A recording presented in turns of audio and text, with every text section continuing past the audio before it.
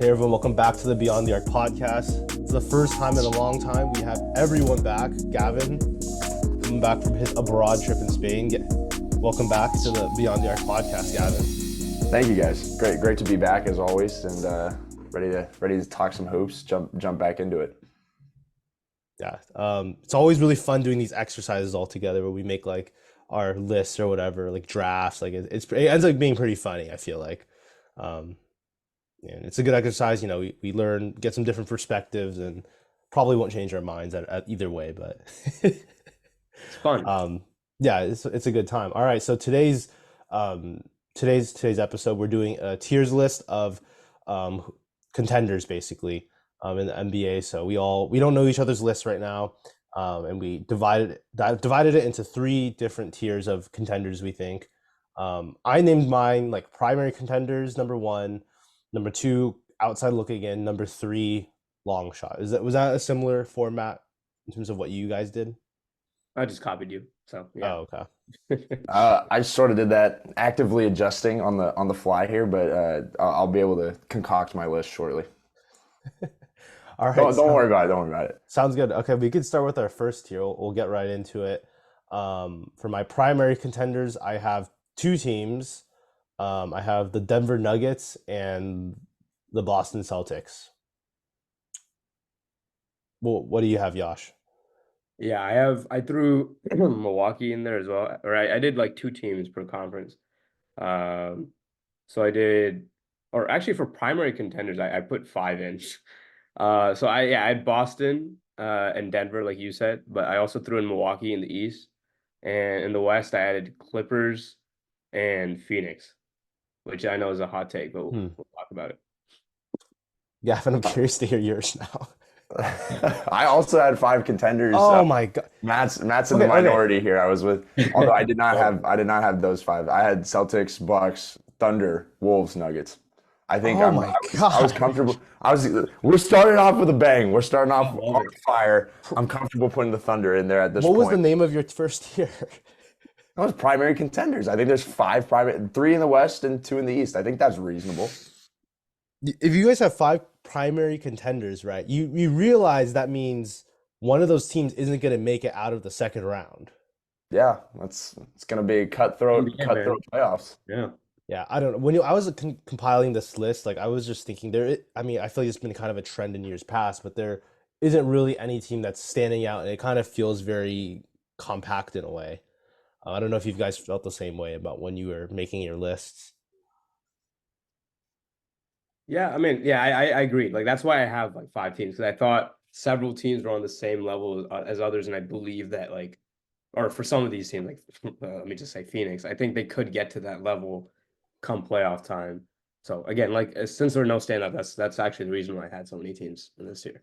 Yeah. I also would say I think when I was looking at it, like there's in that tier, there's different tiers of teams, and I didn't think there was such a steep drop off between like, so if you're gonna put the Celtics and the Nuggets in there, like there's not such a steep drop off between the Celtics and the Bucks that I would like put them in the next tier, or like between the Nuggets and the Thunder. Like I don't think there's that steep of a Wow. drop off I would put them. I don't think there is. You should watch a Nuggets Thunder game when they play each other and see what happens. It's like The Thunder OKC won the last two. swept them.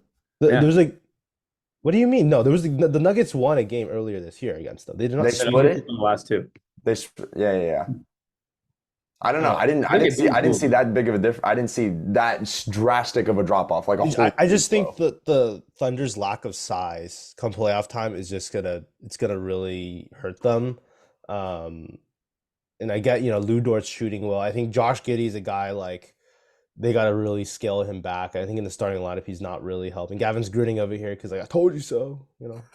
I mean, I just like it makes sense, especially like the pace that Shea plays at. Giddey was never a half court player. He doesn't look like he's like very comfortable in the role that he has in that team, especially as Jalen Williams is becoming more of the secondary ball handler. They're giving more on ball reps to Casey Wallace. Like he's kind of just falling further and further down the chain of command in terms of like initiating the offense. And if he's not doing that, he's not doing a whole lot, honestly. Yeah. Okay. I think we should circle back into how we kind of break down our list. So I had just two teams in mind Denver, Boston. Obviously, I think you guys had both of them. I think those are two very clear contender type players. So you guys don't think there's that steep of a drop off between those teams and the other teams you had in your tier. So I want to hear from each of you what's kind of your argument around that. So I think Yash, you can go first with that. Sure. Yeah, I don't believe there is much of a drop off. Like, let's start with the East. I think Milwaukee's been so up and down all year, like, as everyone knows. Like they started off the year, you know, with no synergy offensively. They were just straight up bad on that end, or not to the level of their talent. And then defensively, yeah, they were straight up terrible to start the year. And then they've had there was like a 10, 15 game stretch where they put it together defensively. They're figuring out the synergy offensively, the Damian's pick and roll, how to play out of that. And then towards, this back half more recently, they've again slipped up on both sides of the ball. But I'm just a believer in the talent. And you even like with Damian, I think that pick and roll, it's they have so many options that can come out of it. It's really hard to defend without giving something up. A lot of teams have been switching that, and these regular season, and I feel like a lot of that, and it hasn't been entirely successful because of it. But I think a lot of that is just Milwaukee beating themselves. Come playoff time, I just trust Dame, Giannis, Middleton, the guys they have around them offensively, and it might just be blind faith, but I think even with the lackluster perimeter personnel, I think they've shown stretches throughout the season of them being able to compete on the perimeter, Dame included.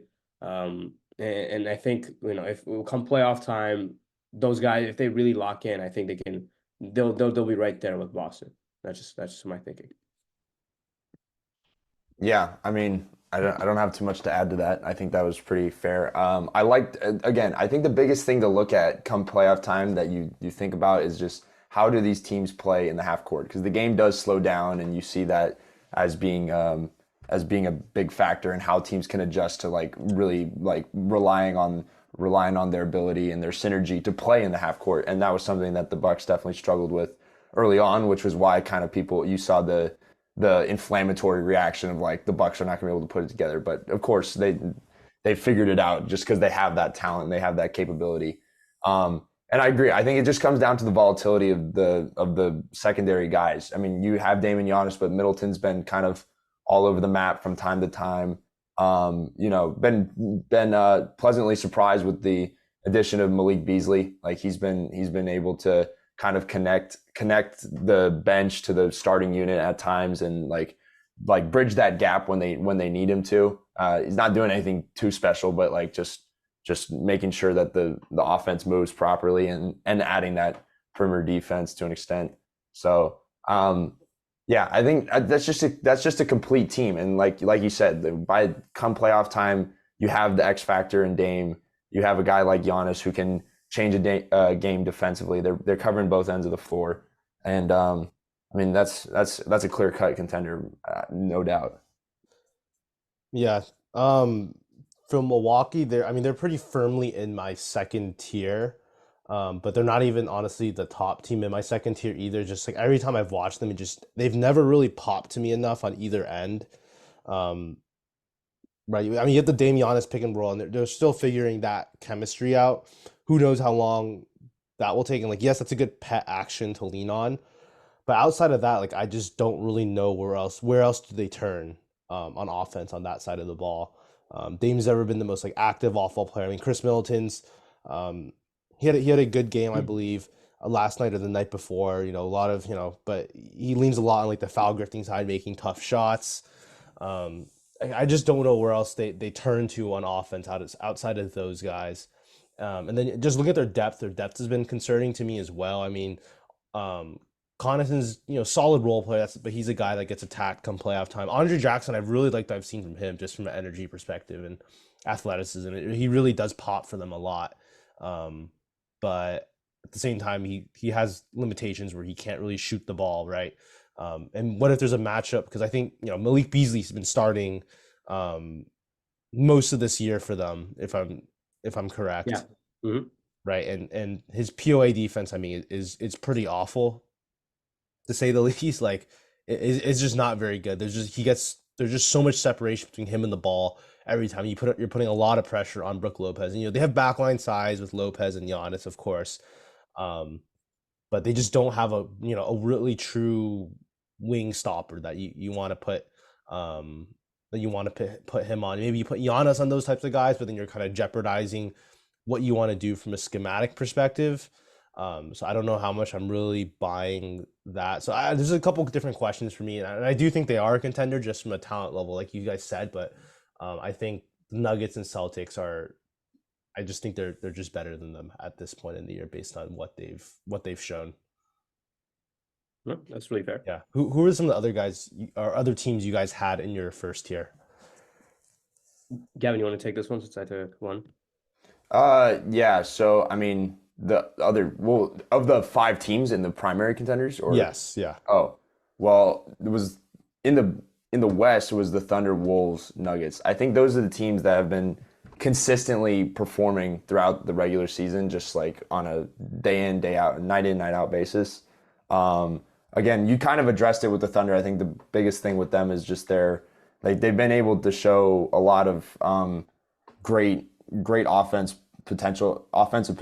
I feel like I don't know how to speak anymore doing these podcasts. Like it's been such a long hiatus. kind of just getting back into it. No, Thunder, a lot of offensive potential. What really intrigues me about their team, like again, I think this is a trait that really like you see translating in the playoffs is that all 5 guys when they have Chet out there at the 5 can drive a closeout. And when you get teams moving like that in the playoffs, it's so valuable to be able to move defenses around and be able to play with that kind of freedom and like create the lanes to the hoop. And that was something that especially with the Nuggets, like they're really like getting them moving around on defense and trying to get guys out of position because Jokic is incredible offensively, but he's defensively he's not doing much. He's a little cement footed back there, and once you get him moving around, and if you're taking Aaron Gordon off the back line because he's having to close out hard to a corner, like you're kind of isolating him, which was I think where they found a lot of success. So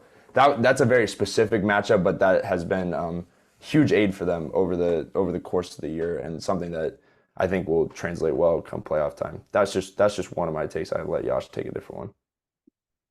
Yeah, OKC is a good one. They've again, I think they're tied in the West for top seed right now. Let's see. Yeah, they currently are. So, definitely understand backing that. One of the other teams. I had the Clippers in here. I think they've been on an absolute tear in like the last 25 games or so ever since like that first 0-6 slide.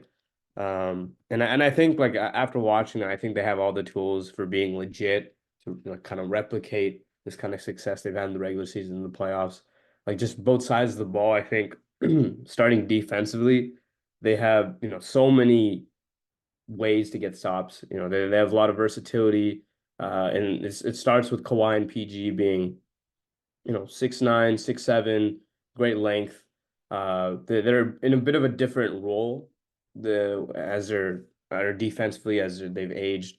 Kawhi especially, like it's been interesting to see him more off the ball defensively, making impact like at a high level there. But he can be that, like he can be the low man in pick and roll. And again, he's 6'7", great instincts, great length. He's a legit disruptor. Paul George, he's still agile around screens, can make an impact behind the play with his length. It's going to be really tough to get shots around those guys.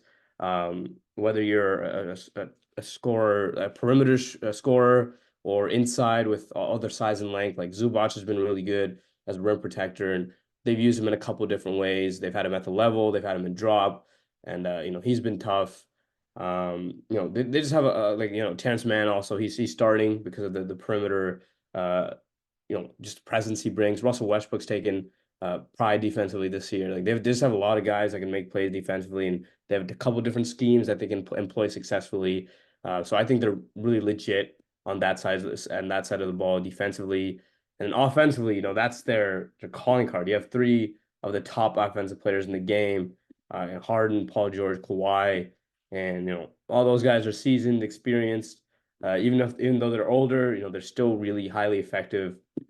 And Tyler's done a really good job of using James Harden around those guys, Kawhi and PG. Like he's running a lot more, or he's using his passing a lot more. Like he's kind of using him at like a big, where they toss him to him at the elbow, and then they run some off ball stuff with Kawhi PG, and he's again his placement is perfect. He's always finding those guys, hitting them in their spots. And then Harden's still like this is what the question mark I had with him last year. Like, can he still be a high level scorer? And I think he's definitely shown that this year in flashes. Like he's uh, even going back to last year, he adopted the mid range, which has been big because he's had more trouble getting to the rim as he's aged and been injured. And he's still a high level mid range scorer, still a high level, ISO guy, step back threes and that are still there at a high level. He's tough and out of the pick and roll, making plays and scoring. Kawhi and PG, Kawhi especially, he's looked really good this year. It's been great to have him play a full healthy season. He's going to be tough. Uh, Paul George, of course, he's doing PG things. And all three of those guys, they're so versatile. They can play out of pick and roll. They can play out of ISO. They can nitpick at your defensive deficiencies, matchup wise. Like it's going to be tough to stop them on both sides of the ball, I think. And and they've been playing well this regular season. They've looked good. So I just could not leave them off this first year. Gavin, did you have the Clippers in your first tier as well? No, I had them in the tier below. Okay. What was the other team you had then? Oh, Minnesota. Yeah, the Wolves. Man, I'm the Minnesota guy, and I was gonna say, didn't have them. contrary to popular belief, like I was actually giving Minnesota the credit, and Matt Yeah. left them out here. Yeah, my thinking with them is just I like what they're doing defensively. I think it looks really good right now. Just offensively, I don't know if their offense is good enough to um take them all the way, basically, to be a primary contender. I don't know how much uh you agree with me on that point. But yeah, their offense is not great. I mean, Anthony Edwards has gotten so much better this year, and you have Cat obviously, but um, I haven't seen them. Their offense is by the way, but their offense is way better than it's been in years past. Like it actually looks like there's like good flow to it. People aren't getting each other's ways. Like there's just like the little stuff that they're doing is just way better on that and attention to detail and like the pace in which they're running their actions. Like it's so much better right now. I With think, that, sorry, real quick. I think the Mike Conley trade was so big for them in that yeah, way, that connector. Yeah. yeah. It also I've considered like if you just think about their path to, they're probably gonna have to go through the other two Western Conference teams that I put in there, and both teams are. I mean, you have the Nuggets and the Thunder. The Thunder we already identified struggle with their size. The two big lineup. As I was not speaking favorably upon it, shall I say? But it's kind of working in their favor in terms of how that's going to match up with the two teams they're inevitably going to have to go through on that end of the conference. So that's definitely something to monitor as well, and something I took into consideration just because of how it matches up well on that end. Yeah, I think that versatility. yeah. I think it's how do I phrase this? The Timberwolves, I have them in the second tier, right? But in the West, if you're looking, I mean, they're the number one team in the West just from a pure records perspective. You got to give them a plus for that because being the number one seed is going to be a huge advantage moving forward. You have home court, you have a easier 8 seed, so you might be playing less games by the time you're getting to conference finals, the finals level. That's really going in their favor if they're able to keep up the winning pace that they're on right now. And in terms of matchup against Nuggets, I mean there was that whole narrative about the Timberwolves were the hardest team that the Nuggets had to go through, and that was like their first round matchup last year, just because the Wolves' collective size gives them so many problems. Same thing with the Thunder. I think the Timberwolves Thunder that those matchups have been interesting this year, but there's moments where you see the Wolves' physicality really kind of dominating, especially at the end of the end of games against OKC. And then you also have the perimeter defensive talent, I think, on OKC on the Timberwolves, and how they rotate and scramble well out of drives and stuff and just funnel everything towards Gobert, kind of fan out after that. I think that's a pretty good method to guard the Thunder because you're not going to stop their dribble penetration. It's really hard to do that for 48 minutes. So might as well just funnel late switch, get Gobert. at the rim. So they actually match up against some of these teams that that they will inevitably face. But the way I'm kind of thinking about how I'm ordering is in like in an average year, not considering like directly like matchups and stuff. Um, like who do I think is the better team, and who in an average year would I think be more likely to win a championship? And that's kind of why I think I'm putting the Nuggets ahead of them. Even though I like how the Timberwolves I think match up. I might be a little bit optimistic about it, but I like how they match up against some of the other teams in the West. So I think they have a shot. Which is also kind of goes back to the point we were talking about earlier about the West and just overall the NBA being so compact in terms of competition this year. I agree. I agree. What's my phrase? I agree on all fronts. It's so back. So back. No, Yeah. I that was well said. I That was think a long tangent, but yeah. that covers the main points. Yeah. So Yash, you had them in your second tier? The Wolves? Yes.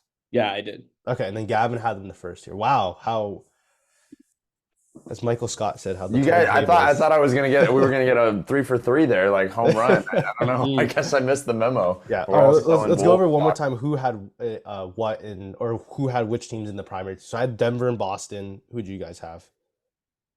I had the Thunder, the Nuggets, the Wolves, Bucks, and Celtics.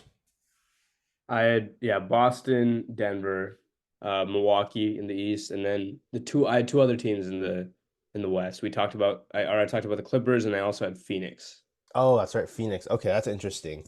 Um, Ooh, going back to Clippers because I don't think we ended up responding and or talking about the Clippers. I mean, yeah, their offense, I mean, looks great right now, and they're not running anything complicated at all. It's not like, they look like the Utah Jazz just going from action to action. But it's like it's really simple stuff, and when you have that level of spacing and talent, um, I think simplicity is key there, and it kind of works out with having Harden. I think having another guy to help set up PG and Kawhi like off the ball, and like you said, those little stuff like getting the pass into the shooter's pocket on time, on target, like that really helps them out. Especially you're coming off pin downs and firing mid range shots, like that type of passing actually really helps in terms of like efficiency and just converting on those looks. And just having another guy to set up, and then I think competent play at the five is another really underrated part. I think Zubac and Tice are really great screeners, both of them. Like they just really understand how to screen. Zubac has a little bit more of that above the rim element. Daniel Tice not as much, but Tice has the fake five spacing. I guess he can stand out there on the 3-point line, I guess, and occasionally fire some. But they're both great screeners, and they both are really good in the short roll too. That's the other thing, because that allows them to access, getting the ball to those other off-ball guys like a Terrence Mann, like Norman Powell, like Kawhi, Paul George if they're off-ball with Harden handling.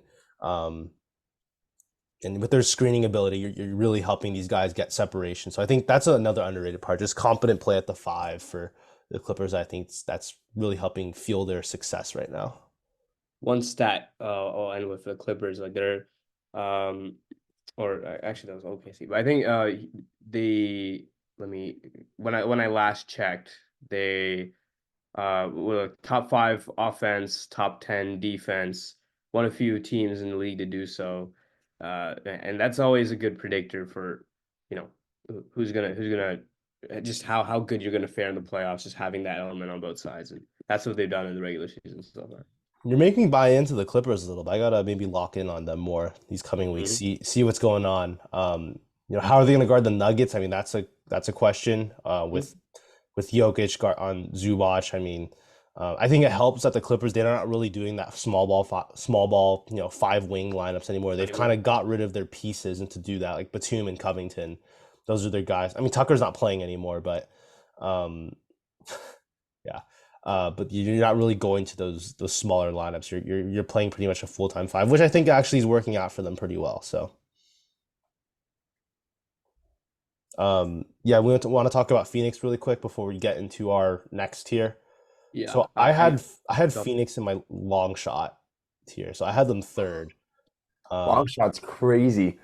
Well, I mean, you got to look at it from a records perspective right now, right? I mean, they're like in the play-in mix. And that's a severe disadvantage. I mean, I say that, and play mix, but they're only three games out of the 5 seed. Yeah, the West is so tight up and down, and they've barely gotten any games where they've had like all of their pieces like operating perfectly. Like it's kind of like the same dilemma that Brooklyn had with KD. Like they can't seem to get everyone on the court together. Yeah. I mean, that's very true, of course, but I mean, it's really hard to see them jumping to that higher seed, and obviously the higher seeds are just going to have a favorable advantage over those lower seeds. But anyways, like talking specifically about the team itself, I think a lot of the talk coming into this year was their minimum signings, right? You have, Keita Bates Diop, people like that. I mean, they acquired Nasir Little, Jordan Goodwin, Yuta Watanabe, um, Metu. Drew Eubanks, Metu, Eric Gordon. Like, you got a bunch of these guys on minimums, which they on paper they looked really good, but none of those guys have really popped for them at all. Grayson Allen has played well, but they're paying him some money, which is okay. But Grayson Allen's playing really well, by the way. He is. He's Mhm. playing extremely Eric Gordon's playing well as well, but I was looking just at their team stats overall, and some pretty interesting things. So they're 26 in 3-point attempts. Phoenix has never been a high volume 3-point shooting team. When you have Booker and KD and now Beal, those are very mid range heavy guys, which makes sense. Um, and so they have about 5 guys that average between 3 to 6 3-point attempts in Gordon, Grayson Allen, Booker, Bradley, Beal, KD. Beal only averages like 3 3-point attempts a game, which is interesting to point out. And their highest guy is only shooting like 6.7 attempts per game, which is it's high, but it's not that high, for today's NBA. And they're all shooting actually above 37%, which is a really great number.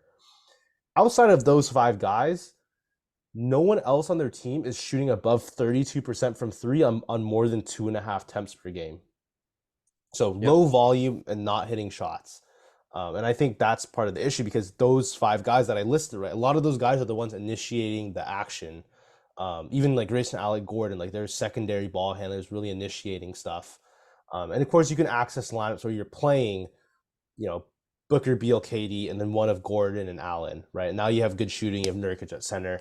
They haven't got to those lineups as much just due to health, and like you have to throw in a Nasir Little, Josh Okogie. But part of the reason why you have to put those guys in is because you need a point of attack defender.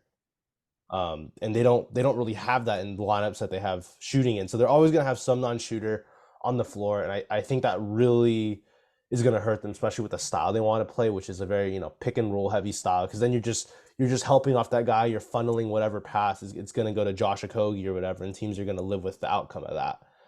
So I think that kind of inhibits their offense in some ways. And then defensively, you take those guys off the floor, and now like I remember on Christmas Day, I mean, Luka just ripped apart that defense. I mean, I don't know if you guys watched that game on Christmas Day when the Mavericks played Phoenix, but they really put two on the ball heavy and they just got diced up the whole entire game. And that's what they're gonna have to do against some of these better teams just because defensively they're not there. So it's just on both ends of the floor, it's not really making that much sense because their minimum signings haven't worked out. So that's kind of why, on top of your record not being great at this point, is kind of why I put them in my long shot tier. Mhm.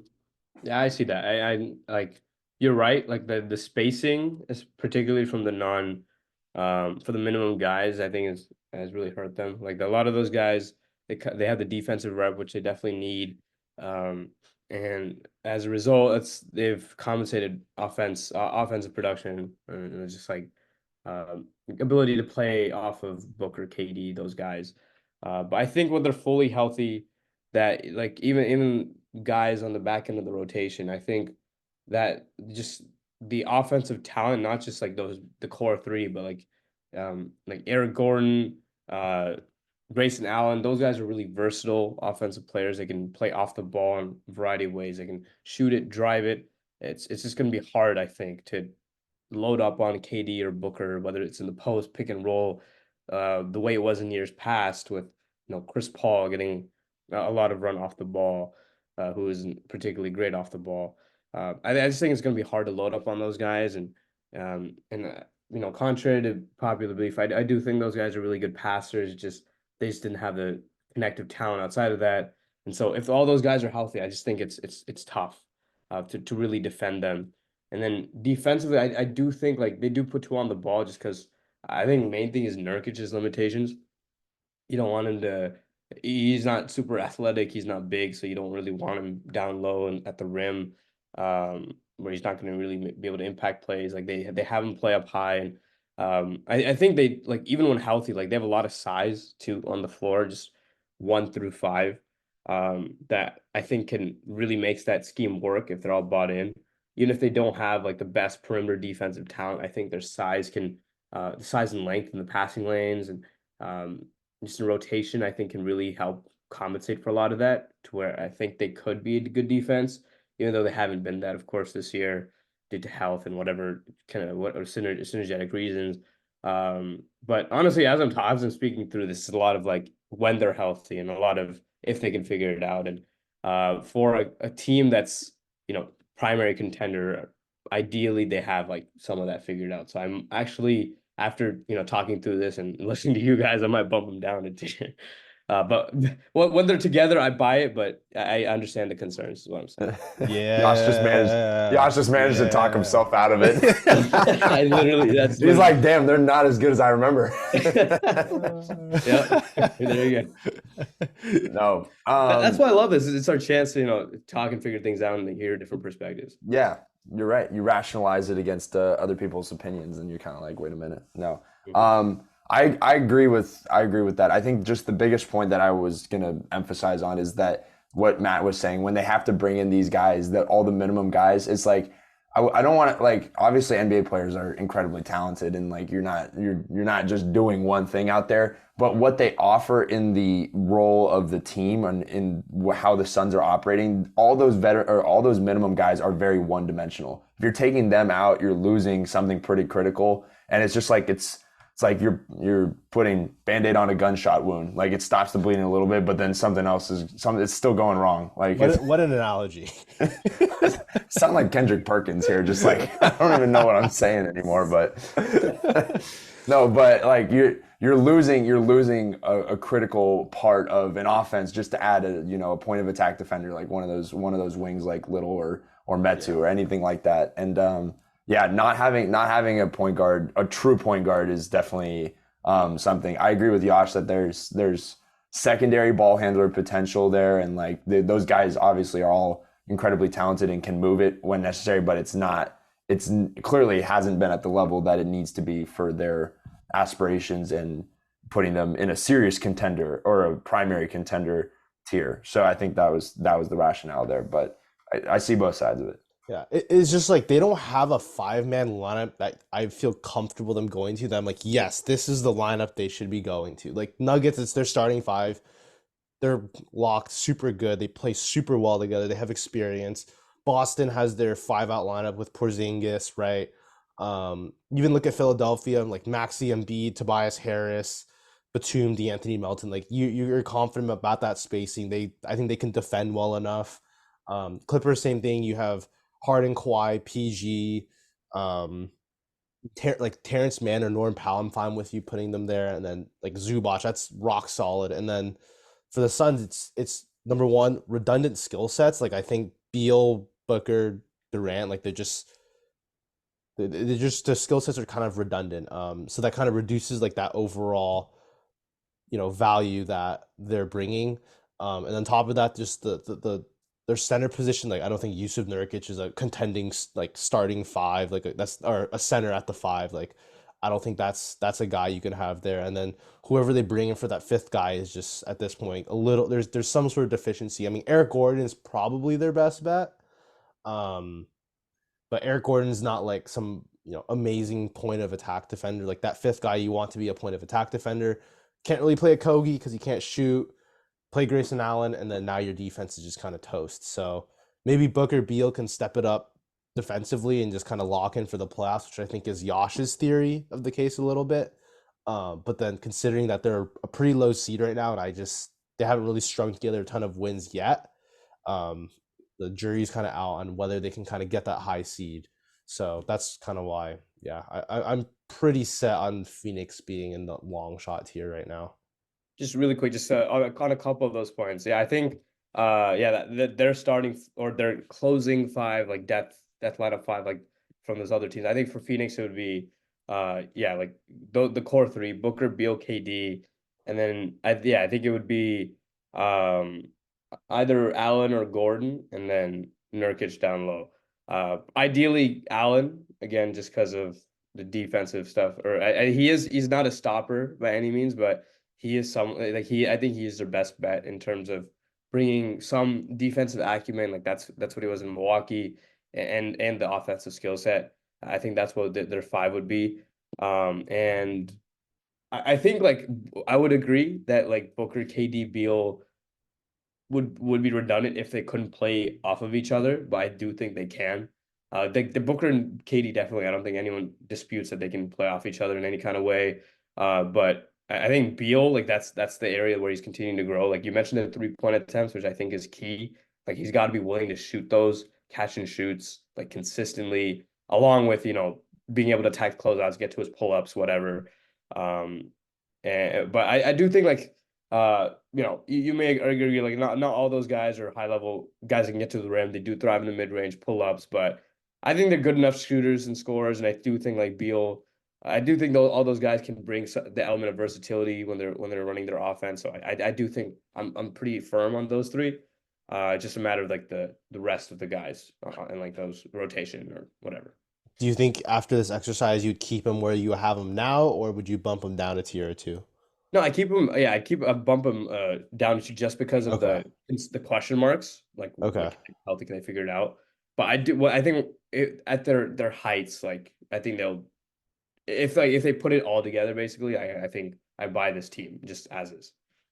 Okay. We can move on to our second tier. We're a decent amount of time in. We haven't talked about the second tier yet, but we've touched on a bunch of teams already.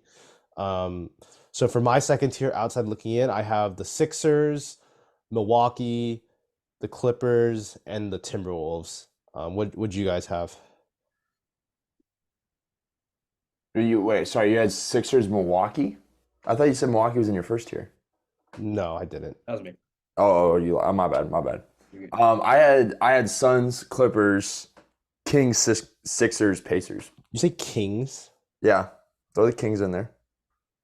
That's outside looking in. I wouldn't say they're a long shot at this point. I think again, we always run into this issue where it's just like it's an interpretation of the tiers. Like your interpretation of looking in or a long shot is like different than, and it's like again, where like is it that far of a drop off? Like would I put the Kings all the way down in long shot? I didn't think I was gonna put them with the other teams that I had down there, but it was in between.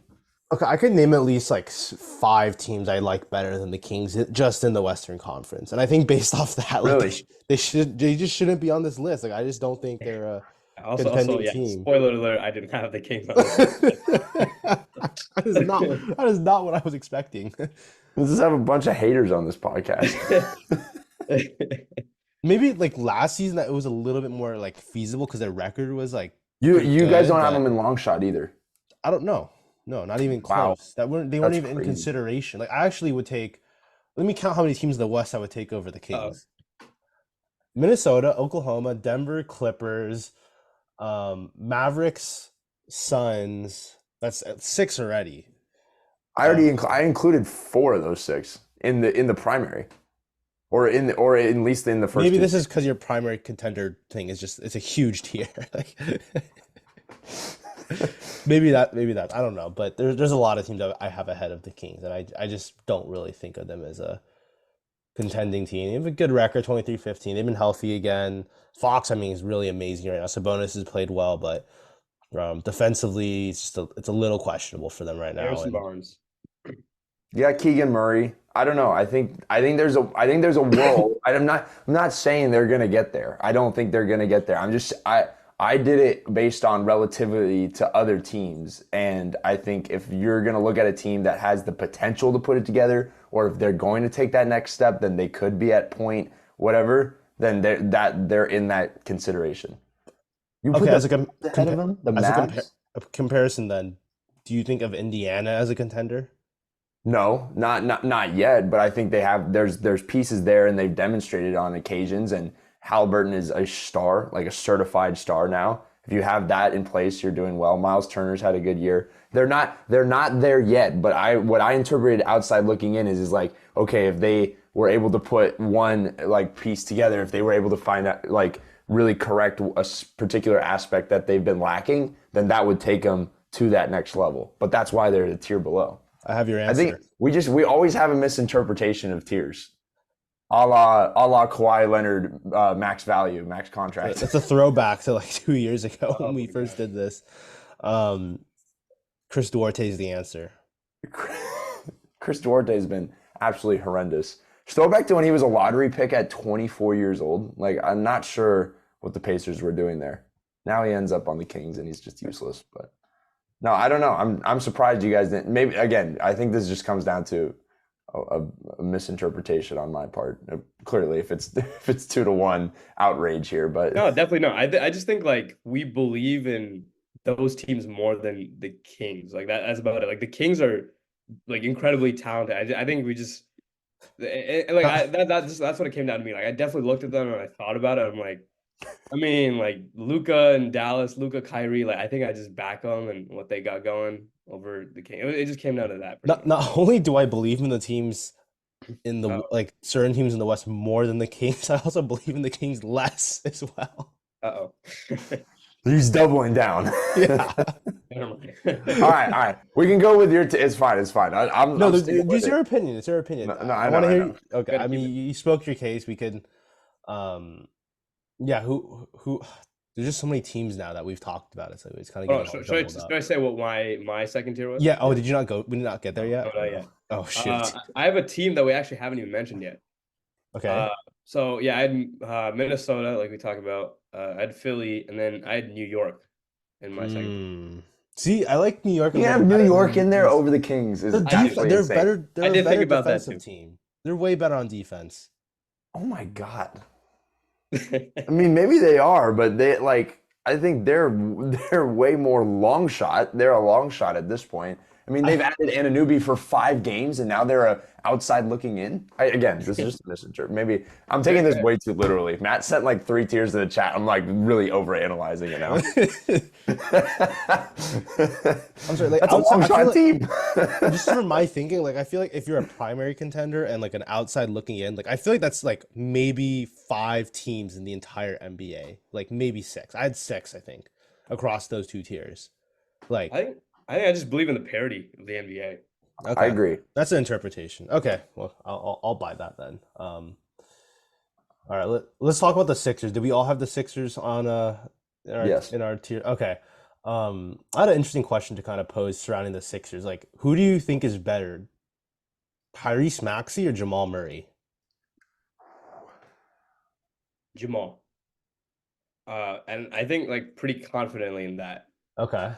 Again, size. I believe in the offense mostly because of the size. Like Max gets to the rim a little more, but like I think Jamal's just that good of a shooter. And defensively, again, because of the size, I think he's just bringing more to it. I'd probably say Jamal as well, Okay. but it's close. Like that there was a serious amount of hesitation. Yeah. I mean, I will say Maxey is averaging 6 points more per game this year than him. Jamal's Playoff. averaging 21. He's not having the best year. While Maxey's averaging about 26, and maybe there's some sort of difference in regards to like usage. I'm trying to find the usage rates right now.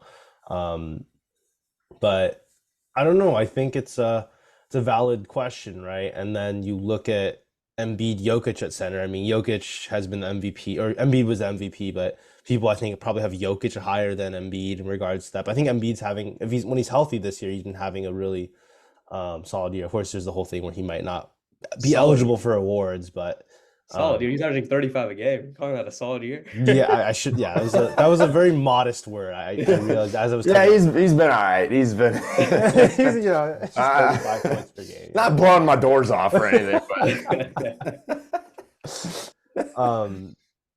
Okay, okay. So I found Jamal Murray's usage rate's 27%. Let's find Maxey's here. I want to. I'm curious. I just want to see. I want to see. Mhm. So for context, usage rate is just like how many of the like counting stats that you're taking up. So like the shots and assists, like that kind of thing. Oh, I didn't know how that's calculated. I probably should know that, but that is a good question. How I'm enlightened now. Is it percent of possessions that the player touches the ball, like impacts it, or has a direct like stat sheet like calculation, like I makes think it it's literally direct. So you just add up points, rebounds, assists, whatever, divided by. Okay, But so is it right. like would they get more for like a one more pass, like one more skip or like No, pass the that's not a corner? counting Like stat. No, I they don't don't. go that deep. We just like use. So I have it right here. So usage rate is 100 times. Field goals attempted, a third of assists, turnovers, free throws divided by possession. So basically, it's like the Huh. exact like decimals and stuff they come up with the Yeah. Okay. formula, but it's literally just like the box score. They both are 27% usage. Okay. Interesting. Wow. And Max averages 6 points more per game. I know points are not end all be all, but Well, I mean, Tyrese Maxey has been way better than Jamal Murray this season. Like no one yeah, is that's true. Yeah. right. I just Yeah. think like I mean I can't really explain it, but just like playoff Jamal Murray is just like that guy. Yeah. Like you can say whatever you want about the bubble, but like what he did last year was ridiculous. Like I was That's true. questioning. It was really weird. I was questioning whether Steph Curry was the best shooter in the league. Like after seeing like, oh my, I was That's the no. hitting, like what?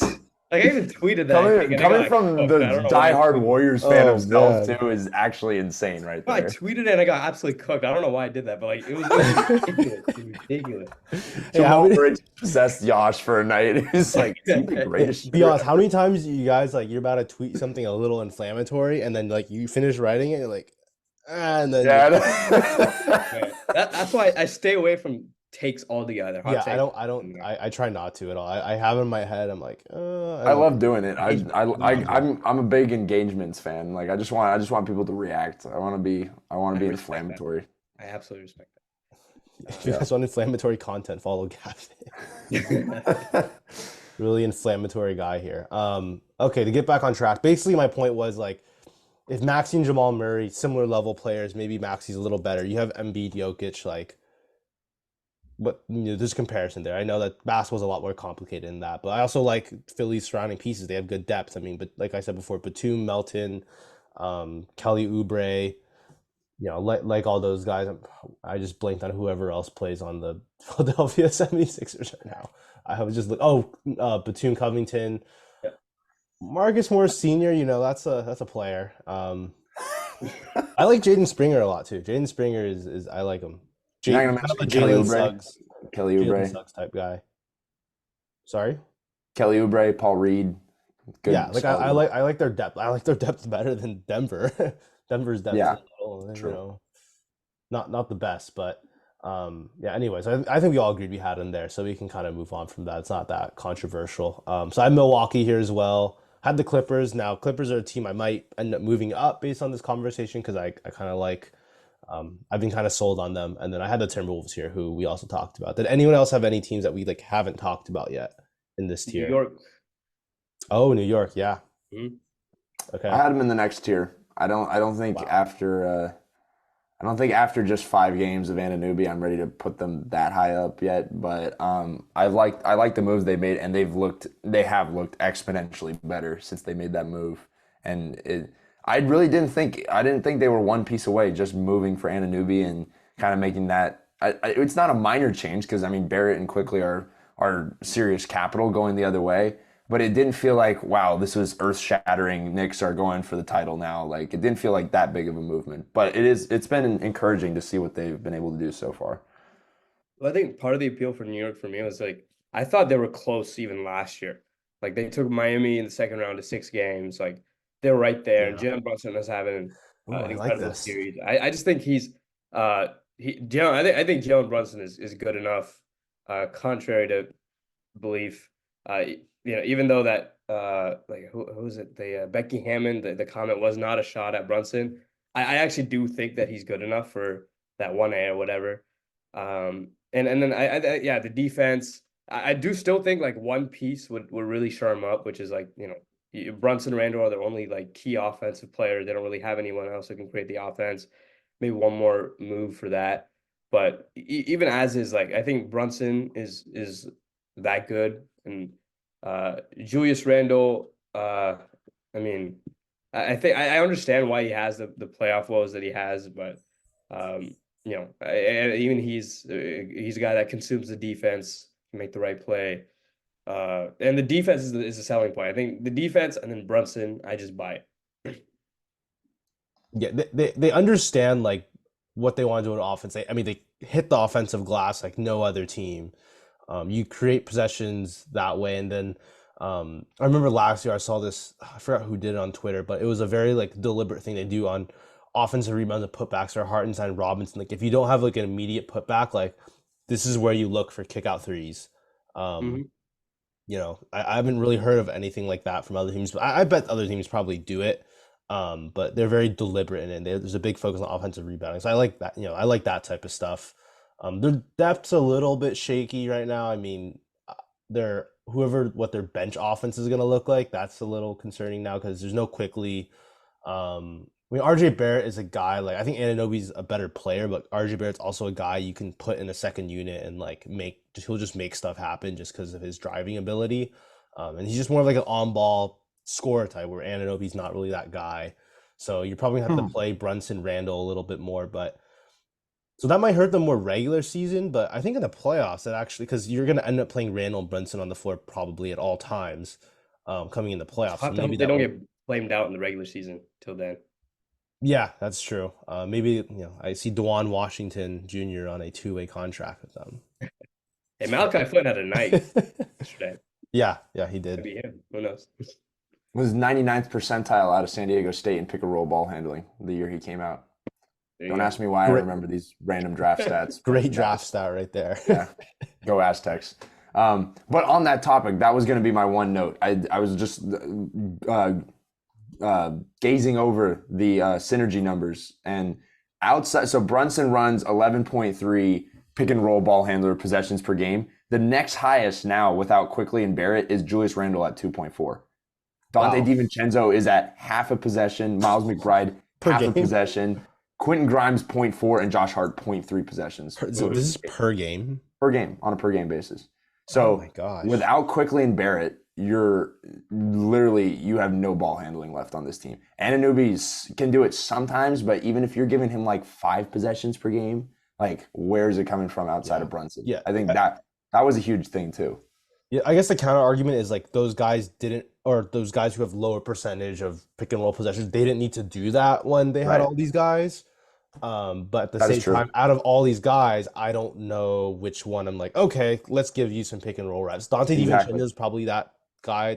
But Yash, you're shaking your head and you're the guy. I saw him. I love him in Golden State, but like when all the injuries, when stuff hit the fan, and he got those opportunities, it's just he's good in his role. Let's just say that. Like you don't want him Just stick to shooting threes, white boy. Most- in the corner, buddy. Yeah. Most backhanded compliment ever. I love his game. That's crazy, but I love his game. It's just like Don't try to do anything too special here. I like his off the bounce ability a little bit, but I guess maybe I'm wrong. I don't He know. had like a No, 1-to-1. it's a spot That's just the situation. Like turnover pick and roll, I ratio. think you need like more craft. Like it's not his thing. He's just like a straight line driver type guy. Yeah, okay. Maybe And they he, have and, to. he, and he drives to kick too. That's the big Well, they do have some, they still have some, bullets to shoot in regards to acquiring another player with Fournier's contract. You also have some, they have their own 2024 first round pick still. That's pretty solid. They have a Detroit second round pick or a Detroit first top 18, top 18 protected, and they have a 2024 Washington top 12. That's not that good though. Where'd they get the Detroit first rounder from? What was that? What deal That's a was good that? question. Was it this past year with the trade and the like what was it? The Duran trade or something or a couple years ago? Forget. Oh, you're right. You're right. It was the Duran Ousmane Dieng where they flipped him in the draft. Because there Oh, was Kemba like a Walker. switch around with Duran, Dieng, and Jalen Williams. It was that 2022 draft. I think Yeah, you're right. Mm. Gosh, something got flipped there. Mm-hmm. Great shout. Great trade, Detroit. Jalen Duran's been good. Jalen Duran's been a bright spot. Yeah, If we I had a know. real point guard. Well, no, that's not fair because Cade's been out of his mind. But like, if they had like real pieces, they should Okay, just so scrap everything except Cade That and Duran. 2024 Detroit pick, it rolls over. It's first like top 18 protected next year, top 13, top 11, top 9, and if that doesn't convert, it turns to a 2027 second. So that's probably never gonna convert. That's never going to convey. Well, it's gonna convey into a 2027 second. So I guess that's not a great first. They have ammo though. They have also a Dallas first too, 2024. This is the last Porzingis pick. Wow, I'm pretty that's sure. wild. So they have ammo. They actually have a lot of ammo, in regards to who they Oh, they waived Taj Gibson. Dang. Well, now they're long shot. You should have started with that. Oh my gosh. Okay. Yash, how do you feel about your Knicks now after hearing? Yeah, I Would don't you? know, man. I might have to pull a what I do with Phoenix here and No, talk. no, no. This shouldn't be bullying Yash out of all of his picks. Like, If anything, we should be bullying you out of the Sacramento Kings being you're not bullying me out of anything. outside How long have looking we been in. doing this podcast? I stick to it. That's you very much stick to it. Yeah. I think the King. You can't count out talent like that. I just think if you're gonna put one thing together, you make that jump, and it's possible. I don't know. Yeah, I just don't see it. All the teams I have on my list, I have one, two, I have 9 teams on my, I have 9 total teams, and the Sacramento Kings, I don't think are really approaching that number. So, It's fine. all right, what were Agreed. some other Agreed. teams we had in our outside looking into that we haven't really discussed yet? Um, I think we covered them all for the second tier. To be honest. Mhm. Okay, we can go to the long shot tier. So this is where I had Phoenix, I had OKC here, and I had one more team. If you guys want to guess what it is that we So you haven't know talked about yet. Phoenix. No, you definitely the Magic. No, Hmm. close proximity though. The Heat. Yeah, Miami. I had the Heat. Uh, Um, I mean, obviously they made the championship last year, and that kind of proves the strength of the culture. I know culture is, Heat culture, so you throw that word around a lot, but I think in the case for the Heat, it is actually something that is a needle mover for them that allows them to play above their heads, I guess, in terms of talent. They might not be the most talented team, but they they find a way. They make good adjustments. They're disciplined. They execute at a high level. I think Adebayo is having a pretty strong season, averaging career high 22 points this year. Part of that might be Jimmy Butler hasn't been playing that much. By the way, it's really funny because for fantasy basketball, you see Jimmy Butler's photo and it's like his NBA media day picture. yeah, Um, he was trolling with that that was one. that was pretty funny. Anyways, Jimmy Butler's been hurt, but then you have Tyler Hero. Um, And just looking at the roster overall, I'm very in tune with the roster. I've been playing with them a lot in 2K, play now online. I'm very familiar now with what they have, and they actually have a lot of length on their team defensively. Kyle Lowry, I mean, Kyle Lowry is like 6 feet tall, but Kyle Lowry, relatively switchable defender for his size. Like he has kind of that craft as a defender. So I like what they have on that side of the ball. Adebayo has always been, one of the best center defenders, um, and what they have in terms of guys that can put the ball on the floor, attack off the dribble, play off handoffs, like create a little bit pick and roll, like Caleb Martin, Duncan Robinson, Jaime Hawkins. I mean, huge revelation. I mean, that's huge for them. You get a 6'8" wing that's already playable as a rookie. Um, and he does what he does on both ends of the floor. I like his offensive game in terms of like he can mash smaller guys. And I have a feeling in some of the lineups they're going to end up playing that they're going to have he's going to have guards on him, right? So he's going to be able to take advantage of those matchups. Yep. So I like what they have, and but at the same time, their top end like talent wise, I guess they're not great. But what do you guys think of that? Miami is as labeling them as a long shot contender. Well, I've counted out Miami like the last like 2 years, and they've 2, 3 years, whatever, and they've proven me wrong every year just because.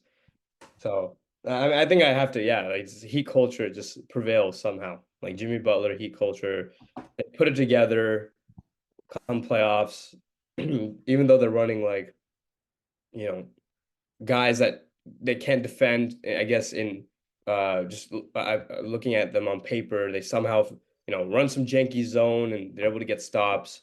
Like yeah, I think I'll 100% back it. Like even again, like even coming into this year, like I looked at the roster. I don't know if this is on the pod, but I looked at the roster. I'm like, wait, how are they going to do anything like defense, offense, and then They're doing it here they are in the playoff race again. So I mean, yeah, with no Jimmy Butler. I mean, Jimmy yeah, Butler's that's played sparingly. yeah, Yeah. they just figured it out somehow. So Yeah. I'll back it. It is so funny. Like that is the most legit reason you can give for the Heat is just like, well, they just kind of figure it out. Like there's no metric you can point to like they're really killing it, like or they're first in X or they're first in that. Like they're just like, they just find a way to put it together.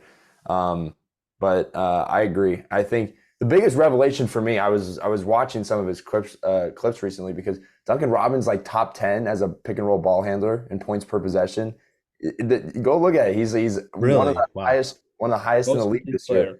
And I was like, this is an insane revelation because he could barely dribble the ball a few years ago, like when he was kind of just a straight spot up guy. But he looks a lot more comfortable. Like they'll do a lot of like they'll run Hawk as like a ghost screen, and then kind of Duncan Robinson will just like flip it to him, and it's like adds a really big dimension to their offense, especially because Heroes kind of regressed in that way a little bit, and this year like being able to initiate the offense. But yeah, Hawkins has been great, Robinson's been great, and then when they add back Butler, that's kind of the final infinity stone to the Final Infinity Stone.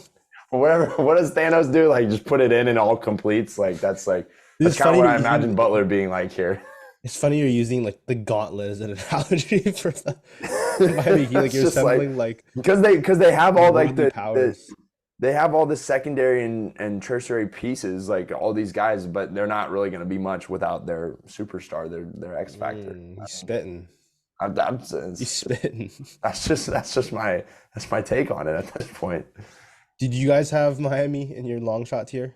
I did, yes. Okay, Yep. I thought it was so cool for having. Dang. Okay. Never mind then. No. I thought you guys didn't have that. I'm like, Oh, man. I'm not being wrong again this year. That was Okay. All right. Who else? Did you guys have another team you haven't talked about yet in this tier? Oh boy. I'm not even gonna say my tiers. Say it. You put that team in? Say it. No. Who did other? Well, Don't I lie. had the Knicks down here. We already talked about the Mavs. Pels. We didn't talk about the Mavs yet. Pels and Magic and the Cavs. But you're stretching the definition of a contender, bro. I'm with Yash. It's parity. You like if any team puts it together Pelicans? in a 7-game series, and it's like if you're like a 4-5, like especially in the West, there's not that big of a difference between like. But that's 4 or whatever. 5 game is different than being a contender. Contender means like you have an expectation to conference finals and above, right? Yeah, you could argue that like at this point in the Cavs. I mean, the Cavs could say that they're at that point, especially given last year and what they've invested in Garland and Mitchell. Like you could say like that they're trying to make that run. They think their time is now. So you would say that they have a long shot because they've put themselves in a position to compete at that level. They're a long shot contender. I don't know. It's just my interpretation of it. Oh God. We need to put a team cap on this next time in terms of how many teams. Fun. I like talking about a lot of different I don't teams too. Just throw them in there. Brother, did you I say can the make- I can make a Orlando justification. Magic and long shot? I think the Orlando Magic are great. I think they're gonna be good. I love Paolo Banchero, but like you have them in long shot contender. Yeah, it's a long shot. Like they're probably not going to make it happen. Under your definition, the Detroit Pistons are the long shot contender. Like, Well, I'm surprised. Yash, did you put the Warriors in? Oh no. I was waiting until it was Station my there. turn. You thought about it for sure. Ready. You thought about it. I know I did. I had them. Yeah, I have the Warriors, I have the Lakers, and you have them in? I mean, I took it by the definition. I'm like, Yeah, it's a long shot. but like the talent is there. Matt comes up with these tiers and he's like, "This is so clear. Like they'll totally get this." And we just do something completely different. No, it's fun. It's a good exercise. You get to talk about a lot of different teams, kind of get back in the swing of things. With Gavin may have left some of his brain in, I guess, Spain, but I'm surprised he didn't say Real Madrid or something. The contenders list. Went to see an FC Barcelona game while I was out there. Just quick side note: Thomas Satoransky, James Nanji, Jabari Parker. So, Wait, they're called FC Barcelona? yeah, The basketball team? Isn't FC EuroLeague. Football Club? Doesn't that stand for football club? Yeah, but it's like since it's an affiliate of the Barcelona as a club because FC Barcelona, the basketball team needs like the funding wise needs the revenue Soccer. from the soccer team to function. So it's like a branch of it. I feel like they just call it like Barcelona. Like why? you're a basketball team and like Football Club Barcelona, but I guess maybe people don't think of FC as like football. I don't know. No, yeah, I was gonna say it helps for This makes branding sense. because like it's already a global name. Like, Yeah, you that's true. don't have to work that hard for it. It's Yeah. right next to the soccer stadium too. Very How cool. how good is FC Barcelona? Do you think they would beat the Detroit Pistons? Yeah, they would mop them. Like not even close. They just play much more intricate basketball. I think Detroit would like run themselves in circles trying to guard their actions. Hmm. Interesting. Scout's take on FC I have a lot. Barcelona I have a versus lot more Detroit respect Pistons. for European basketball. I knew it was good. I'm not one of those like raw America like NBA is so much better. Raw Like America.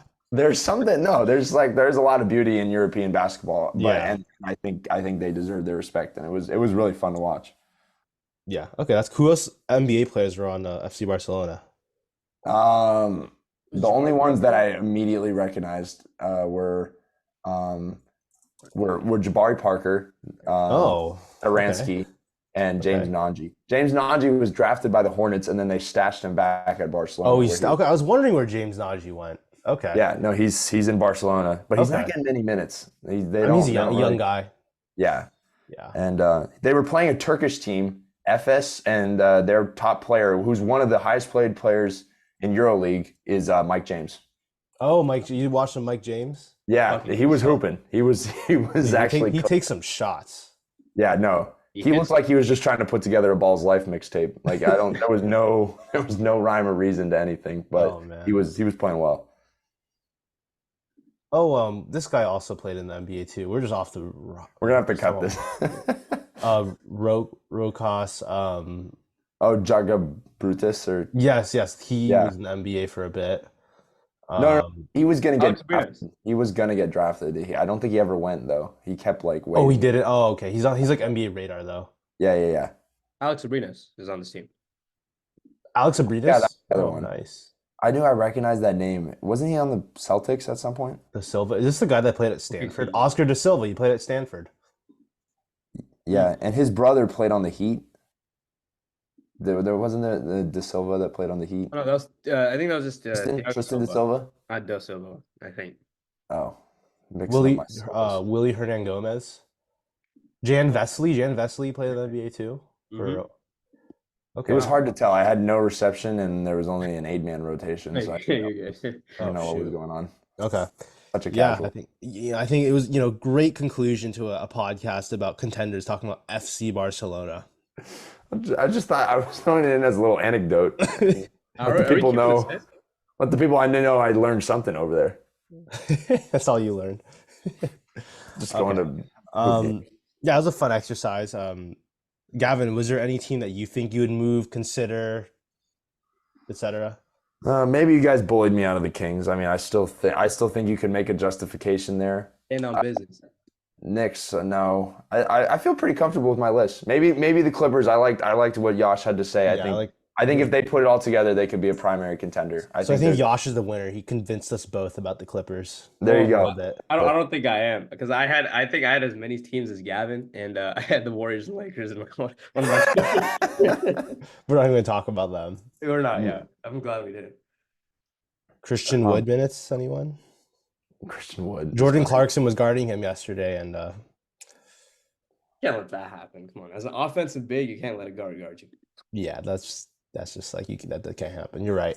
Okay, we can wrap it up here. Thank you for listening to this episode of the Beyond the Arc podcast. Make sure to follow us wherever you get your podcast on any streaming platform, and to make sure to follow us on Twitter at Beyond the Arc 8. Follow Yasha at Mathcoball1, and follow Gavin at Gavin O'Leary _9 or just 9? Just 9. Gavin Just O'Leary 9, and follow me at MHO_KJ. And thank you for listening.